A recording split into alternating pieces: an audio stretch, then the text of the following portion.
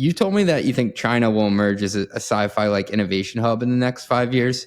But what's your thinking there? Give it to me. Yeah, look, specifically, and this kind of ties into what I just talked about, we're in this unfortunate situation where we are not one global economy anymore, right? There's certain things that are a little bit more mutually exclusive. Mm-hmm. And with China, you don't have to go back more than 3 or 4 years ago where it was the largest venture market in the world. But because of geopolitics, we don't see as much global capital flowing into China to fund innovation and entrepreneurship.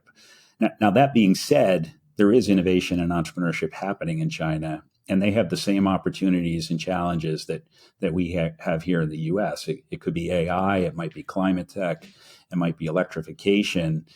And, in a world where the multiverse is featured in movies and all that type of thing, I think there's a very interesting scenario where, 5 years from now, where capital hasn't been going into China from a U.S. investor, China might open the curtain and we see their society and their innovation has evolved in a similar way as ours, but it looks different, right? It's like that business school case where you take two groups, you send them into different rooms with a problem, they come out 2 hours later with the answer, and the answers are kind of the same, but they're different, right? Yeah.